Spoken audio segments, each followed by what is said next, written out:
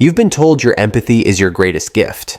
But what if I told you there's a hidden side to it that most INFJs never talk about?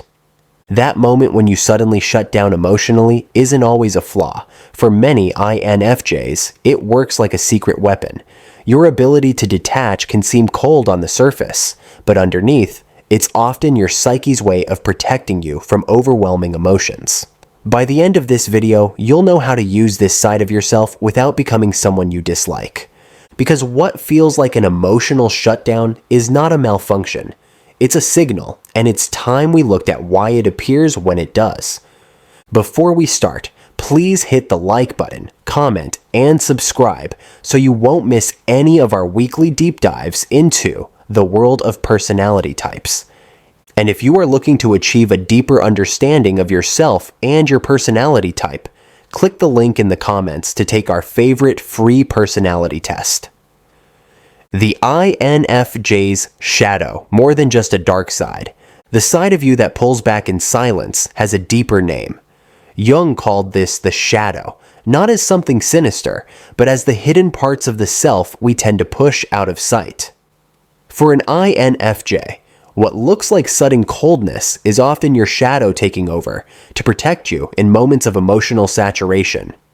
You've probably noticed the signs: a sharp urge to withdraw when conversations become too intense, that squeeze in your chest when someone's emotions feel invasive and you know you need space, or what many in the INFJ community call the door slam, a sudden cutoff that happens when boundaries have been crossed one time too many.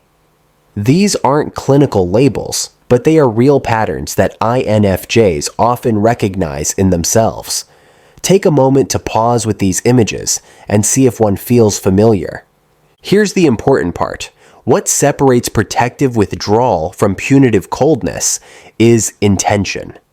Are you protecting your inner limits, or are you trying to punish someone?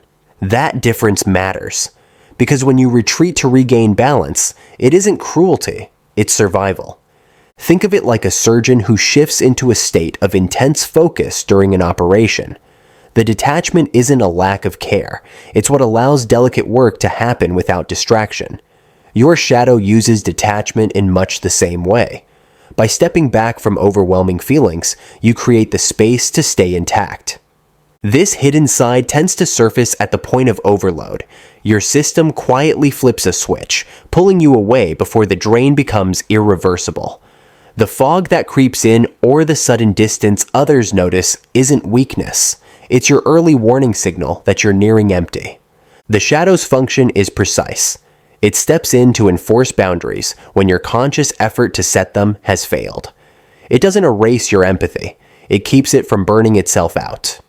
Healthy INFJs know this instinct is not proof of inconsistency. It's the self-regulation that allows them to remain compassionate in the long run. And this is the paradox.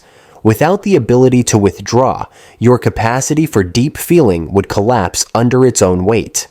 That's why the shadow isn't your enemy. It's the quiet counterforce that makes your empathy sustainable. Why your empathy needs this counterbalance. But here's the truth. Your empathy alone can't carry everything.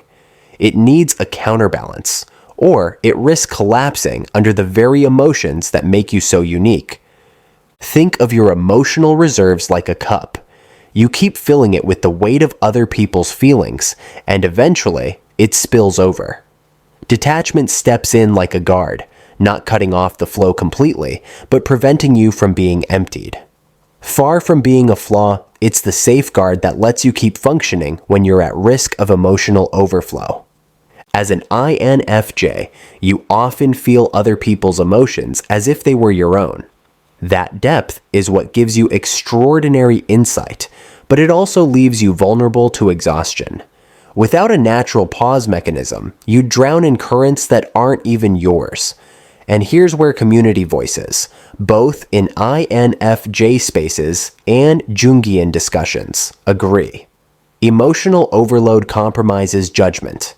Your own system senses this long before you do. Pulling you back when staying engaged would mean losing clarity altogether. That's why the swing between warmth and distance appears. To others, it can seem inconsistent, but for you, it's a rhythm, a way of balancing deep feeling with moments to restore perspective. Many who share this pattern blend their empathy with an ability to withdraw strategically. That step back is what allows them to act with focus rather than burning out in endless emotional involvement. And notice how precisely this mechanism works. When your reserves drop below a certain threshold, detachment engages automatically. It often kicks in before you decide. Your system is protecting your capacity to think and act. What feels like sudden coldness is actually a signal of survival, preserving your ability to recover and come back strong. Without this counterweight, you'd keep pouring into others until you ran dry. Your withdrawal doesn't cancel empathy, it paces it. Temporary distance creates room for recovery, allowing your eventual return to be authentic and sustainable. And here's the shift. The balance isn't only about protection, it can also become a direction. Once you understand this rhythm, the next step is learning how to work with it consciously, so that detachment isn't just reactive, but a tool you can guide. Transforming your shadow into strategy. Your shadow isn't meant to be erased, it's meant to be directed. Transforming it into a strategy begins with intention. Picture it like a chess match. You don't let every piece move at random. You think one move ahead. Withdraw before your system forces a blunt door slam, and suddenly your detachment becomes a tool instead of a reaction. Start with your early warning signals. Tension creeping into your shoulders, a fog settling over your thoughts, or that sudden urge to step back. These are not failures. They're dashboard lights telling you your system is running hot. When you catch them, pause. Say it out loud if possible. I'm hitting my threshold. That naming creates distance between the pressure and your response. Now practice the 3-step reset. 1. Notice the overload signal. 2. Voice your need for space. For example, I need to process this separately. Or, I need a moment to think about this. You could even say, can we pause this for now? I'll get back to you. 3. Step back, whether that means leaving the room, ending the call, or mentally pulling focus. After saying each example, pause for a beat so the words sink in, not just for you, but for whoever you're speaking with. Here's the caution from Jungian wisdom: strategy protects rather than punishes. The difference is whether you communicate your boundary. Silent shutdowns can be confusing and damaging to connections. Spoken boundaries, on the other hand, preserve trust while giving you the space you need. Because detachment on autopilot feels cold, while detachment deployed with intention feels calm and composed, the shift is simple but powerful. Reflexive withdrawal creates distance without explanation, while conscious withdrawal creates clarity and choice. Used wisely, this shift feels like toggling lenses, zooming in for empathy, zooming out for perspective. Neither cancels the other. Together, they give you range and balance. And that's the actual INFJ advantage: deep emotion plus the ability to step back and see clearly. Before we go on, click the link in the comments to take our favorite free personality test. It's a great way to learn how these patterns show up in you. The more you direct your shadow, the more it becomes a reliable rhythm instead of a disruptive pattern. Yet even when you succeed, another challenge lingers: the uneasiness that comes after stepping back. When your strength feels like a curse. When your own strength begins to feel more like a curse, it's often tied to the guilt that comes after you pull away. That heaviness doesn't mean you're unloving. It usually comes from old conditioning, the belief that your worth is tied to constant availability. Many of us were taught to read warmth as a virtue, so when you create space, it feels like a failure rather than a balance. That guilt often has roots in early rules you absorbed about being loved only when you were fully present.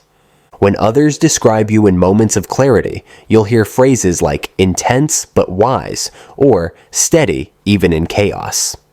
They sense the dual rhythm inside you, even if you doubt it yourself.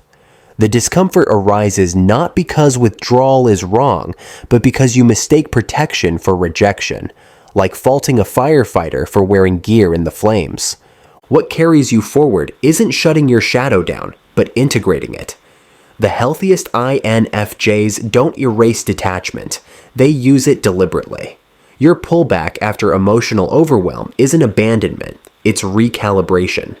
Yes, like athletes alternating strain with rest, but notice how in relationships, the gardener image fits even better. You prune selectively so the whole plant grows stronger. Withdrawal is not destruction. It's a way of nurturing long-term resilience with the people and causes that can truly hold your depth. And here's a small caution. Jung reminds us that the shadow is powerful, but when misused, it can distort. If detachment becomes a tactic to control, it turns into a weapon rather than a shield. That's why conscious self-reflection matters. When you see your pause as protection, not punishment, it supports connection instead of eroding it. Recognize too that your seeming inconsistency, warm one moment and distant the next, isn't instability. It's the oscillation of a system designed to carry deep empathy without being consumed by it. Your shadow is the hidden current that keeps your compassion sustainable. So let this be your takeaway. Your detachment is not a failing. When integrated, it becomes the guardian of your warmth. And once you accept that, you'll see the more profound truth. What protects you isn't your enemy at all. It's what makes your compassion last. So as we close, here's the heart of it. Your protective detachment preserves your capacity to care. Think of it as a circuit breaker, not a character flaw. It steps in so your empathy can remain strong instead of burning out. Integration takes time, but each conscious use of this balance moves you closer to living as your full self. Share a moment when detaching helped you. I'd love to read it. And if you want to keep exploring, rather than checking out the other videos on our channel and subscribing to more, your dark side is a secret advantage when you wholeheartedly embrace it with intention. If you want to continue the journey to understanding yourself or an INFJ in your life, click either of the following videos where we continue to unlock the secrets of the INFJ personality type.